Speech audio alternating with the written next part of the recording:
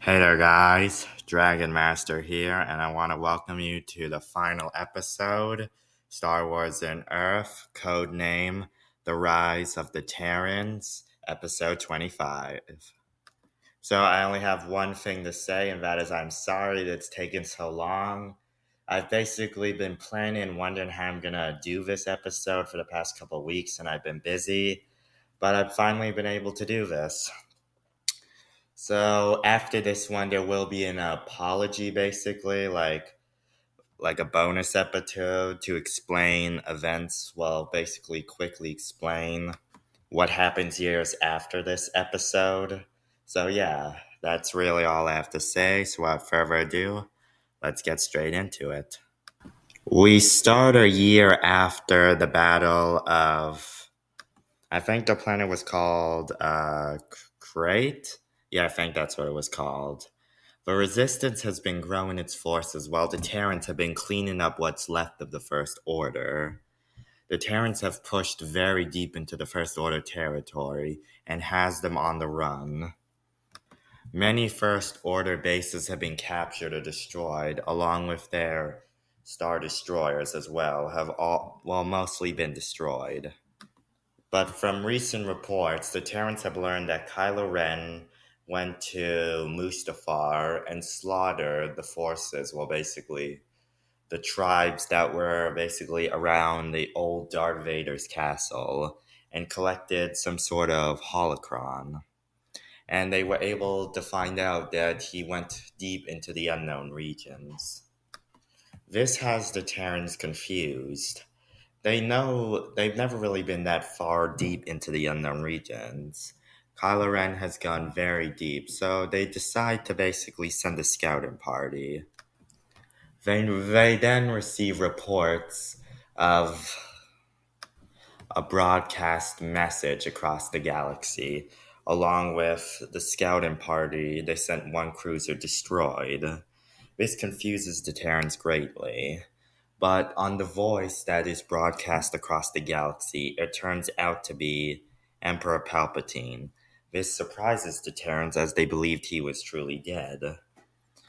But some of the higher ups weren't surprised, like Hackett and Anderson, as they knew someone like Palpatine with the Empire's resources would find a way to basically survive or look for a way to grant himself immortality. They remembered that they found out about his master being Plagueis, who experimented with midichlorians in a search for immortality. The Terrans then learn about Luke on the Resistance base. They learn about the Wayfinder from Rey, Finn, Chewie, Leia, and Poe. So the Terrans decide to help them on their journey. The Terrans also prepare to deal with this supposed final order, and they need a Wayfinder to get to Exegol. The Terrans believe this is their final chance to destroy the Sith once and for all, and to make sure they never come back again. With the Terrans sending many soldiers and a few fleets to back them up, they're able to find the Wayfinder on the Death Star. The Terrans also send out fleets to deal with the First Order as they hear they're starting to kidnap the younger of the galaxy. So the Terrans send fleets all across the galaxy to deal with them and push the First Order back. And the Terrans realize that the First Order is currently retreating to Exegol. So with the Terrans' help, they find the Wayfinder much faster than in the original movie. In the movie. And the events with Kylo Ren never happen because Palpatine orders Kylo to not try and make any contact with Rey. So basically, when they finally find the Wayfinder, Rey has no idea that she's Palpatine's granddaughter. So that once the Terrans get the Wayfinder, they prepare their most of their fleet. They still leave small forces on Zakul, and they immediately jump with the entirety of the Resistance. The Terrans also send a message to the galaxy for all people who want to fight against the final order and finally destroy the Sith for all their crimes they had done against the galaxy and its people. So the Terran fleet, along with the Resistance, arrives in a massive force and begins to engage the hundreds of super Star Destroyers with what the Terrans see at the bottom are basically laser cannons which can destroy a planet. And they finally realize what Palpatine's plan is.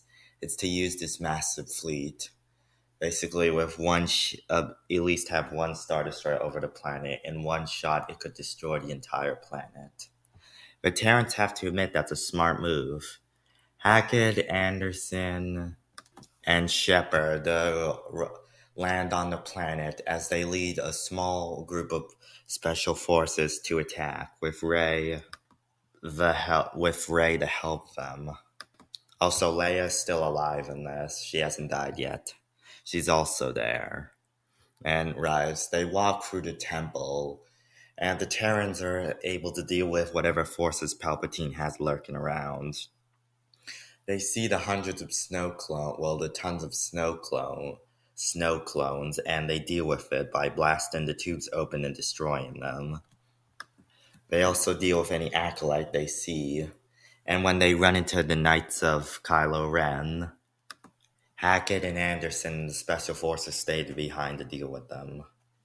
As Shepard, Rey, and Leia move on, they finally arrive at the throne room and see Palpatine and Kylo Ren there, along with hordes of basically Palpatine's acolytes around.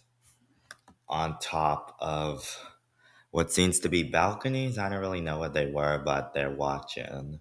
It's sort of like a Colosseum, from Shepard remembers from Rome. Shepard prepares his blaster and is ready for the fight of his life with his own special blade.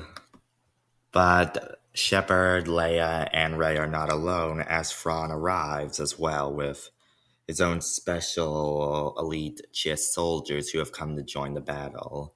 The Terrans then see that the galaxy had also come to join them, and with more forces, they're quickly dealing with the forces.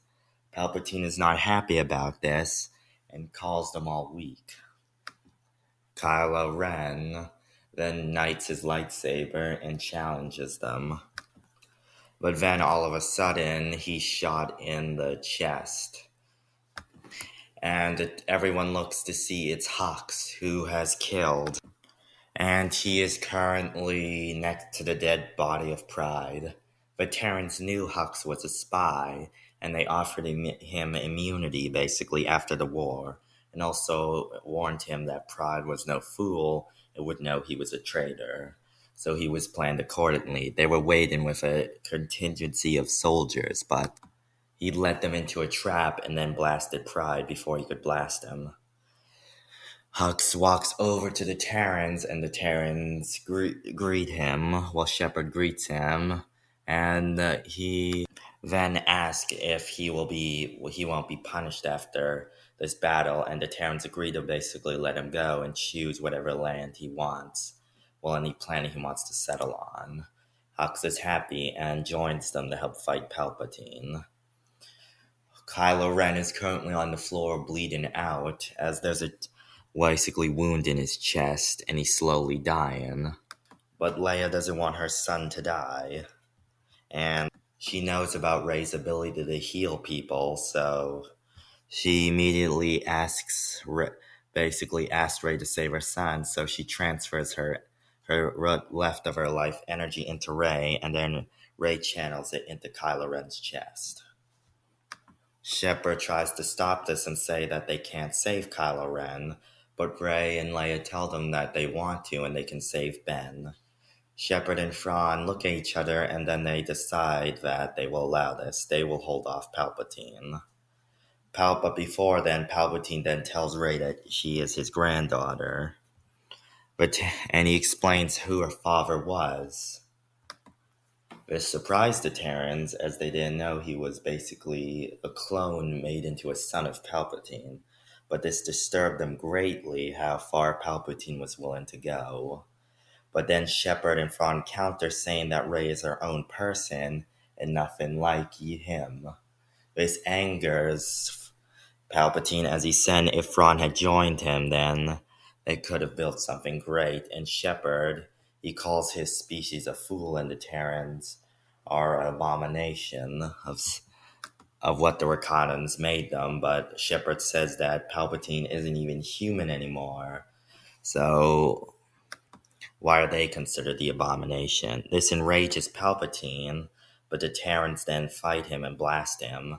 Palpatine summons his royal guards to help him, but eventually they are overwhelmed. Rey is able to save Ben, and after seeing his mother sacrifice herself for him, he decides to become Ben Solo again, so he throws his lightsaber into the abyss. But then basically the roof opens up and Mace Windu, along with many Jedi Masters, jump down and engage the Acolytes. Mace then runs up to join them. He explains that he's finally ready to destroy the Sith, and the Jedi Order is finally ready to destroy the Sith, along with him, and get his revenge against Palpatine. Palpatine's surprised to see him, but the two face off. Palpatine shoots whatever Force lightning he can, but Shepard blasts his hands off and Palpatine screams in pain. Mace then decides to do the ultimate thing and charges at him. He stabs him in the chest, and then, using the Force, he then basically uses a Force crush on Palpatine as he tells them all to run away. As he does this, Palpatine, he sacrifices him out and destroys Palpatine, releasing a huge amount of dark energy, which destroys most of the Colosseum. As everyone runs out of the temple, everyone is accounted for. The Sith are destroyed, but they lost Mace Windu, and they will mourn him. But all the heroes look into the sky and see that the Terrans are victorious. As they see the light of the sun, Rey and Ben look at each other before they kiss. Shepard is a bit surprised, but Thrawn isn't, as he has suspected something like this. Anderson and Hackett come out battered. Anderson is missing an arm while Hackett's missing an eye, but they tell them they'll be fine. As they look into the horizon, they know that the galaxy is finally free from the dark side and the Sith. And now it was the time to rebuild. And that is where we are going to leave it off. So I really have nothing to say, really. Well, one thing, and that is that I really enjoyed making this series, and there's only one episode, well, one bonus episode left. So, yeah. I don't actually know when that will release, but it might be in a week from now, or maybe 2 weeks, I don't know. But that's all I have to say, so without further ado, bye.